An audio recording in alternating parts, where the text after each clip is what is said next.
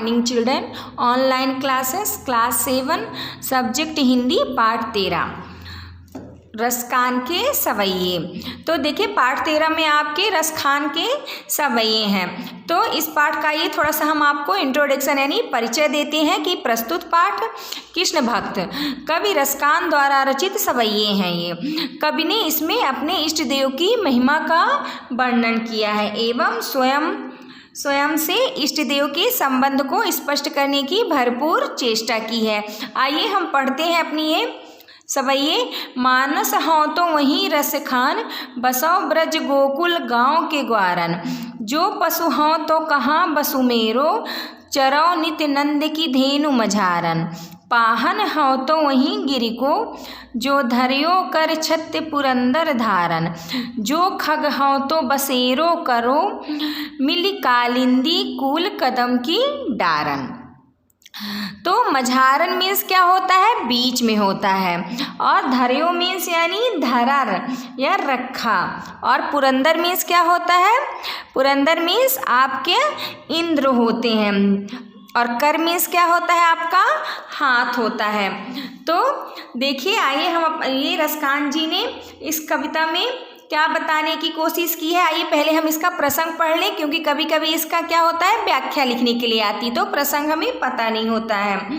तो प्रस्तुत पद हमारी पाठ पुस्तक हिंदी दर्पण से लिया गया है, जो इसके महाकवि इसमें रसखान द्वारा रचित ये रसखान के सवैये शीर्षक है। इसमें कवि ने अपने इष्टदेव श्री कृष्ण के प्रति अपनी स्वतंत्र भक्ति भावना को प्रस्तुत करते हुए कहा है कि क्या कहा है कि मानस हो तो वही रसखान, कि अगर मुझे दूसरी बार मनुष्य का जन्म प्राप्त हो, यानी अगर मैं अपना दूसरा बार जन्म लूँ मनुष्य योनि में, तो मैं वहीं जन्म लूँ जहाँ क्या है, और अपनी पूरी जिंदगी वहीं बिता दूँ जहाँ ब्रज गोकुल के गांव के ग्वाल बाल रहते हैं। अगर मनुष्य जन्म ना मिले तो फिर मेरा इसमें तो क्या अधिकार है, मतलब इस जन्म में मेरा कोई अधिकार नहीं है, अर्थात कुछ भी नहीं है। ऐसा होते हुए यदि मुझे पशु योनि यानी जानवर जो होते हैं उनके योनि में अगर मुझे जन्म प्राप्त हो, तो मेरी यही इच्छा है कि मैं वहाँ जन्म लूँ जहाँ प्रतिदिन बाबा नंद की गायें क्या करती हैं, चरती रहती हैं। इन्हीं के बीच में सदैव रहकर मैं अपने जन्म को सार्थक कर सकूं। यदि यह जन्म भी ना मुझे मिले तो फिर क्या, यदि मैं पत्थर भी बनूं तो मेरी यही हृदय की इच्छा है कि मैं उसी गोवर्धन पर्वत पर जाकर पत्थर बनूं जिसे भगवान श्री कृष्ण ने इंद्र के कोप से रक्षा करने के लिए अपनी एक उंगली से उठा लिया था। इन सब के बावजूद यदि किसी पक्षी का जन्म मिले तो मेरी यही कामना है कि मैं उस यमुना के तट पर स्थित कदम की डालों का प्रतिदिन दिन रात बसा करूं, अगर अर्थात इसमें रहा करूं। कदम का पेड़ मतलब जिसमें कृष्ण भगवान बैठकर क्या करते थे, उसमें बांसुरी बजाते थे। तो क्या कहते हैं हमारे जो हमारे रसखान जी हैं, तो क्या बताते हैं, क्या कहते हैं कि मैं यमुना तट पर स्थित कदम की डालों पर प्रतिदिन रात बसा करूं, यानी मेरा जन्म मिले तो मैं पक्षी के रूप में मिले। तो ये जो हमारा पद है इसमें क्या है, उन्हीं वस्तुओं का उल्लेख किया गया है जिनसे श्री कृष्ण का अटूट संबंध है, इसलिए श्री कृष्ण के प्रति कवि की पूरी इसमें भक्ति भावना प्रकट की गई है। चलिए आइए हम अपना सेकंड जो है हमारा दूसरा, तो हम अपना दूसरा पढ़ते हैं। या लकुटी अरु कमरिया पर राज तिहु पर कौ ताजी डारो, आठों सिद्धि नवों निधि कौ सुख, नंद की गाय चराय बिसारो।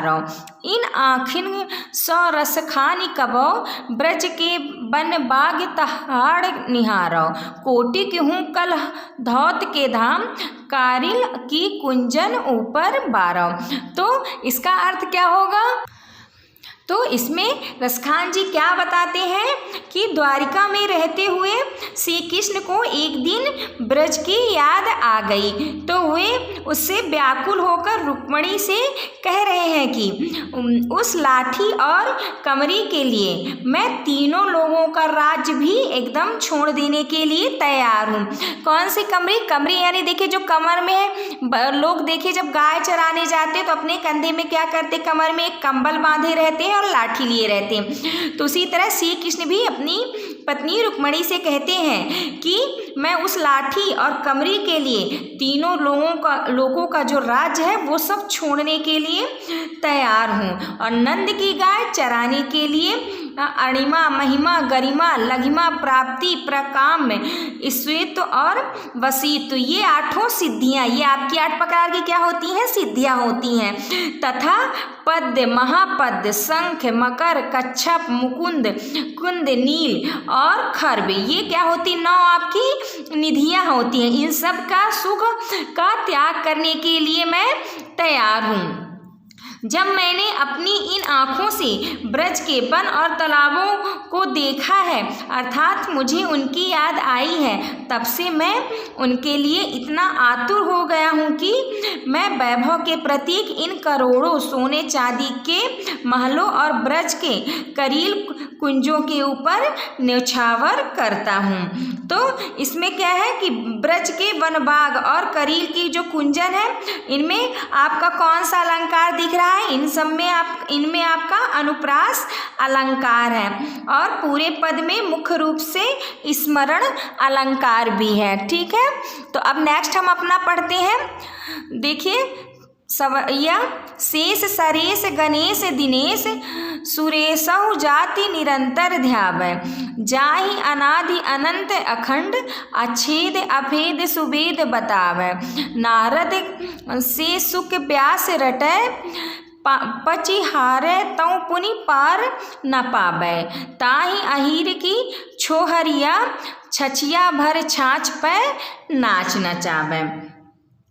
तो इसमें महाकवि रसखान का कहना है कि जिस परम आराध्य देव श्री कृष्ण के गुणों का गुणगान शेषनाग, गणेश जी, महेश यानी शिव, सूर और इंद्र निरंतर किया करते हैं, जिस श्री कृष्ण की अनंत सत्ता को वेद अपने अल्प और किंचित, मतलब थोड़ा सा, और किंचित एक जान के फलस्वरूप अनादि अनंत अखंड अछेद और अभेद बतलाया करते हैं। और नारद, सुखदेव और व्यास जैसे मुनि पंडित भी अपने अनंत प्रलय के बावजूद भी जिसके स्वरूप और गति का पता न लगा सके और अंततः हार थक कर बैठ गए हैं, ऐसे महाप्रभु श्री कृष्ण को ब्रज के अहीरों की लड़कियां छछिया भर छछिया मतलब वो उनको क्या करती थी?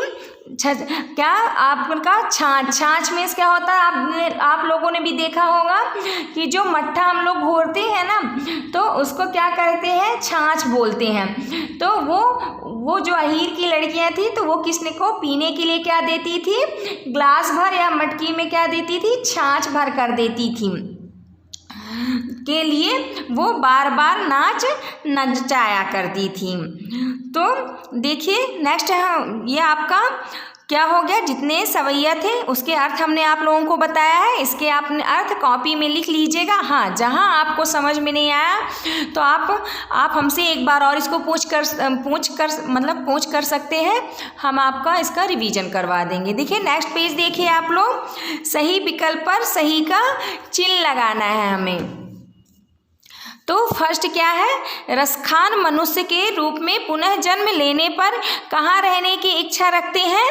तो इसका आंसर क्या हो जाएगा? गोकुल हो जाएगा। तो वो कहाँ रहने की इच्छा रखते थे? गोकुल में रहने की इच्छा रखते थे। रसखान किस पर्वत के पत्थर के रूप में जन्म लेने की इच्छा रखते हैं? तो गोवर्धन पर्वत। इसका आंसर क्या हो जाएगा? गोवर्धन हो जाएगा। और रसखान श्री कृष्ण की प्रेम रूपी लकुटी और कमरिया पर क्या न्यौछावर करने को तैयार है? तो अपना संपूर्ण सुख वैभव। नारद, सुख देव और महर्षि वेद व्यास भी किसके विषय में नहीं जान पाते हैं? श्री कृष्ण के विषय में। अब देखिए इसमें कुछ पंक्तियां दी गई हैं, इसके हमें भाव स्पष्ट करना है। पाहन हाव तो वहीं गिरि को, जो धर्यो कर छात्र पुरंदर धारण। तो इसका अर्थ क्या हो जाएगा कि कवि कहते हैं कि यदि मेरा पुनर्जन्म हो तो मैं वही पत्थर बनूं जिसे श्री कृष्ण अपने अंगुली पर धारण किया था। नेक्स्ट पेज देखिए, इसमें सवैयों को पढ़ के हमें क्या करना है? इसका आंसर बताना है। तो आठों सिद्ध नवों निधि को कौसुक, नंद की गाय चराय बिसारो, इन आखिन सो रस खानी कबो, ब्रज के बन बाग तहाड़ निहारो, कोटि केहूँ कल धौत के धाम, कारिल की कुंजन ऊपर बारो। तो देखिए फर्स्ट क्वेश्चन हमारा क्या है कि रसखान नंद बाबा की गाय चराने के लिए सभी सुख क्यों त्याग देने की इच्छा रखते हैं? तो इसका आंसर क्या हो जाएगा?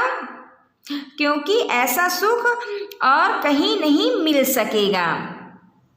तो इसका आंसर आप इसे लिख सकते हैं कि रसखान नंद बाबा की गाय चराने के लिए सभी सुख इसलिए त्याग करने की इच्छा रखते हैं क्योंकि ऐसा सुख और कहीं नहीं मिल सकेगा उन्हें। सेकंड देखिए, रसखान ब्रज के वन, उपवन और सरोवर क्यों निहारना चाहते हैं?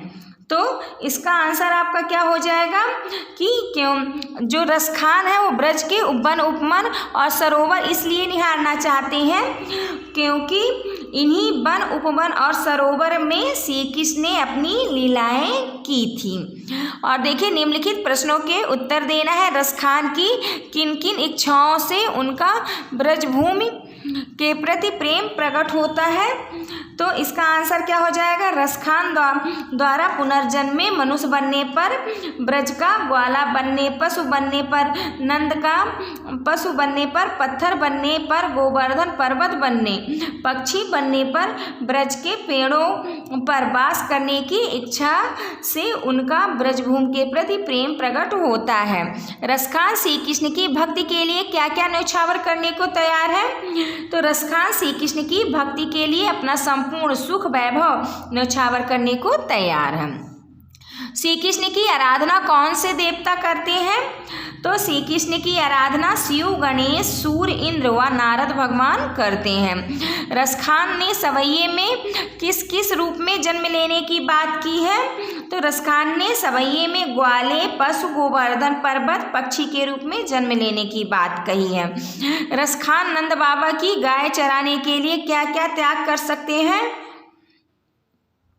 तो रसखान नंद बाबा की गाय चराने के लिए आठों सिद्धि व नवोनिधि के सुख का त्याग कर सकते हैं। कृष्ण को कौन और क्यों नचाता है? तो कृष्ण को गोकुल की गोपियां छाछ के लिए नचाती हैं। अब देखिए भाषा की बात में देखिए हमें इनके क्या करने हैं? दो दो पर्यायवाची बताना है। तो गाय का क्या हो जाएगा? धेनु और गौ, निधि का कोष और खजाना, वन का जंगल और अरण्य, घर का गृह और आवास, कृष्ण का गिरधर और कन्हैया। निम्नलिखित शब्दों के मानक हिंदी रूप में हमें लिखना है। तो कोटिक का क्या होता है? करोड़ होता है। कमरिया का कमर होता है। पशु का जानवर होता है। मानुष का मनुष्य होता है। पाहन का पत्थर, लकुटी का लोटा होता है। अब देखिए निम्नलिखित शब्दों का वर्ण विच्छेद हमें करना है। तो अखंड, देखिए अखंड का वर्ण विच्छेद कैसे होगा? इसमें आ है आपका और खाम, इसमें आधा है और इसमें अंगा है, पर्दा है, प्लस आपका आ है इसमें। और देखिए सेकंड क्या है? ब्यास है। तो ब्यास में बा आपका आधा रहता है, इसमें या भी आपका जो व्यंजन ये आधा है, प्लस इसमें स्वर बड़ा आ रहता है, जुड़ा रहता है, और प्लस इसमें आपका सा आधा रहेगा और प्लस आ हो जाएगा। इसी तरह से देखिए आपके ये अन्य जो शब्द दिए गए हैं वो भी मैं आपके इसमें बुक में फिल कर दी हूँ। आप लोग इसको अपने फेयर कॉपी में नोट करके लर्न कर लीजिएगा। आपका ये पार्ट यहीं पे ख़त्म होता है। Thank you.